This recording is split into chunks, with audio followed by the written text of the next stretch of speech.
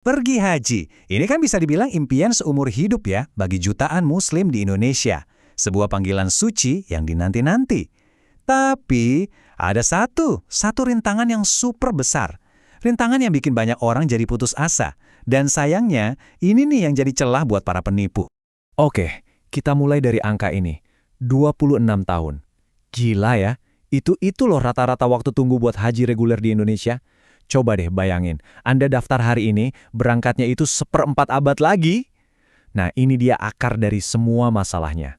Ya gimana enggak nunggu selama itu puluhan tahun? Ya pastilah bikin orang cari-cari jalan lain kan?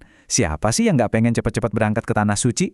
Nah, disinilah, di keinginan kuat inilah, muncul celah yang sangat berbahaya yang ya dimanfaatin sama oknum-oknum yang nggak bertanggung jawab. Terus apa dong jalan pintas yang ditawarin?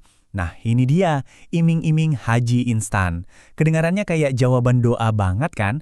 Wah, bisa langsung berangkat. Tapi, seringkali, ini justru jadi awal dari sebuah mimpi buruk. Mereka ini biasanya datang dengan promosi yang muluk-muluk. Meyakinkan banget. Haji tanpa antre. Berangkat tahun ini juga. Pakai jalur khusus. Kedengarannya emang terlalu indah buat jadi kenyataan ya. Dan bener aja, ini semua tuh cuma janji manis buat motong antrean resmi yang panjang. Nah, disinilah letak penipuannya. Coba kita bedah ya. Aturannya itu sebetulnya simple dan jelas banget. Satu-satunya cara legal buat berhaji itu ya pakai visa haji resmi yang dikeluarkan pemerintah Arab Saudi. Titik. Tapi, apa yang dilakuin para penipu ini? Mereka pakai visa lain. Ada visa turis, visa ziarah, bahkan visa kerja. Yang jelas-jelas, ini ilegal kalau dipakai buat ibadah haji. Oke, sekarang kita lihat realita pahit di balik janji-janji manis tadi. Apa sih yang sebenarnya kejadian sama orang-orang yang tergoda ambil jalan pintas ini? Ternyata mengerikan. Coba dengerin pengakuan ini ya. Tidak disangka saya seperti buronan sekarang. Itu tadi suara Pak Lukman, seorang guru ngaji yang niatnya tulus banget, cuma mau ibadah. Tapi sekarang, beliau malah hidup dalam ketakutan di Mekah, jauh dari istrinya yang lagi hamil di kampung halaman. Kisah beliau ini jadi potret nyata betapa hancurnya hidup korban penipuan ini. Jadi, ini tuh masalahnya bukan cuma soal rugi uang loh, jauh lebih dari itu.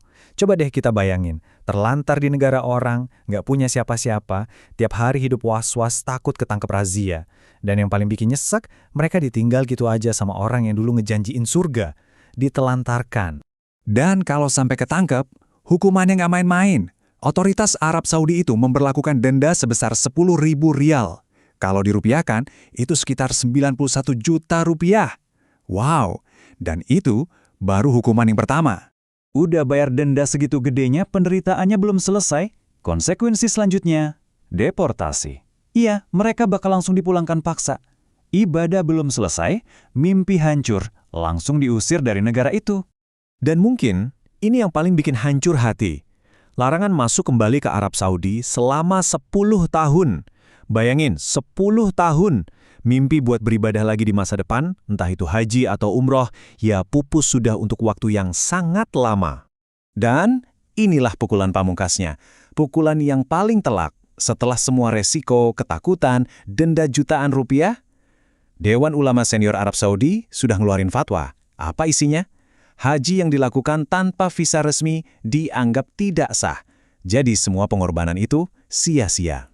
Oke, cukup ya cerita sisi gelapnya. Sekarang kita beralih ke jalur yang benar, jalur yang aman, dan yang insya Allah diberkahi.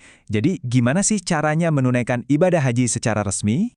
Di Indonesia, pemerintah itu nyediain 2 jalur resmi. Yang pertama ada haji reguler, ya ini yang masa tunggunya panjang tadi, bisa sampai 26 tahun.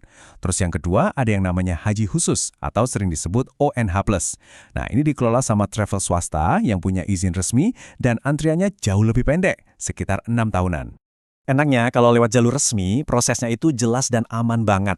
Langkahnya simpel kok. Pertama, pilih penyelenggara yang resmi, yang terdaftar. Kedua, setor biaya awalnya itu langsung ke rekening pemerintah ya, BPKH, bukan rekening pribadi loh, ini penting. Dan yang ketiga, setelah itu Anda bakal dapat bukti pendaftaran yang sah. Nah, ini dia kuncinya, namanya nomor porsi. Tolong diingat baik-baik ya istilah ini. Nomor porsi itu adalah satu-satunya bukti autentik kalau Anda itu udah resmi terdaftar di antrian haji nasional. Jadi, kalau ada yang nawarin haji tapi nggak bisa ngasih nomor porsi, wah hati-hati. Itu udah hampir pasti penipuan. Sekarang pertanyaannya, Gimana caranya kita bisa melindungi diri sendiri dan keluarga kita dari jeratan penipuan ini? Yuk, kita lihat apa aja senjata perlindungan yang udah disiapin. Kabar baiknya nih, kita nggak sendirian kok ngadepin ini. Pemerintah dan kepolisian kita itu serius banget menangani masalah ini. Mereka bahkan udah membentuk tim khusus buat melindungi calon-calon jemaah haji. Dan ini dia alat-alatnya yang bisa kita pakai. Pertama, ada Satgas Haji dari Polri. Kedua, ada nomor hotline khusus dari kepolisian. Catat ya, 0812-889-9119. Kalau ada yang aneh-aneh, langsung lapor ke sini. Terus yang ketiga, ada juga aplikasi namanya Kawal Haji. Ini semua alat perlindungan buat kita. Tolong simpan informasinya baik-baik ya. Jadi, pada akhirnya, semuanya itu kembali ke sebuah pilihan kan? Kita ada di persimpangan jalan, mau pilih sabar menempuh jalan yang panjang tapi pasti dan insya Allah diridhoi, atau tergoda ambil jalan pintas yang ngejanjiin kecepatan, tapi penuh sama risiko dan ujung-ujungnya cuma penyesalan. Pertanyaannya jadi sederhana banget. Apa yang sebetulnya kita cari? Kesucian dan keberkahan ibadah, atau malah mempertaruhkan itu semua demi sebuah resiko yang sia-sia? Resiko yang bukan cuma ngerogiin di dunia, tapi juga bisa ngehapus nilai ibadah kita di akhirat. Pilihan ada di tangan kita masing-masing.